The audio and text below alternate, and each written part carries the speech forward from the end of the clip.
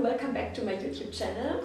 Today's video is a really very short video for a winterly or more covered update for the Mila t-shirt, which I'm wearing here. There are really not a lot of differences in between this one and the original version, but in this video I'm explaining you the steps which are different. And you'll see it is a little bit less complicated than the original version. Have fun! So here are my cut pattern pieces, and as you can see, instead of two cup pieces, I have now this bigger chest part, which is shaped a bit like an 8. And in the middle of this 8 here is a folding line, which is the upper edge of the chest part. So that means this is the neckline. The bigger side of the 8 is the outer layer and will be gathered later. And the smaller side of the 8 is the inner layer, which remains ungathered. Here you can see my chest part a little bit nearer, and these are the marks we will need later for sewing. At first, the marks or the notches for the gatherings here at this side and here, then marks at the right and left side for the folding line or neckline, and marks for the center front. Matching to this, we will of course need also here at the front piece a mark for the center front. The other two notches for the overlapping we don't need here. I'm continuing now with chapter 4 to match the original sewing instruction of the Mila. All other points before were exactly the same. Same as for the version with the cups, we have to gather first the outer layer of the chest part. The gathering goes from the folding line from the neckline to the notch. At this distance I've already added my gathering stitch, and now I'm doing this gathering.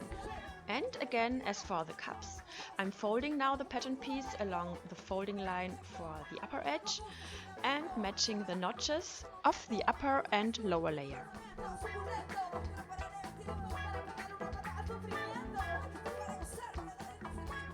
Now we can secure the layers with a simple straight stitching along the edge. This stitching is only for basting reasons and will surely break later, but that doesn't matter.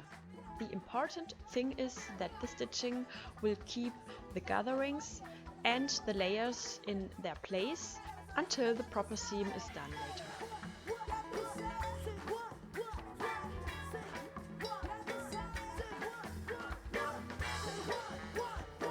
Now the chest part is prepared, and now I'm pinning it to the main piece. I'm starting with the center front, where I'm aligning both notches. Then follows the rest of the curve, with the upper edge with a fold ending at the notch at the strap part. And here, by the way, both points are aligning exactly, not that complicated as for the other version with the cups. And then at the top, I'm also pinning the inner strap to the main part. As you can see here, the upper part of the chest part is now in between the two strap layers.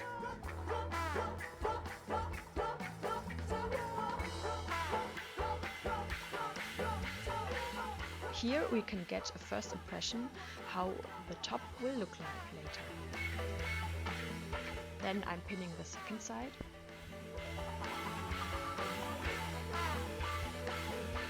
And then I'm ready to close the chest part seam here. This is what I'm doing here. Again, as for the cup version, I'm sewing with the from elastic tape on top and the cup layer on top. This seam is really not that easy, so I'm taking my time here.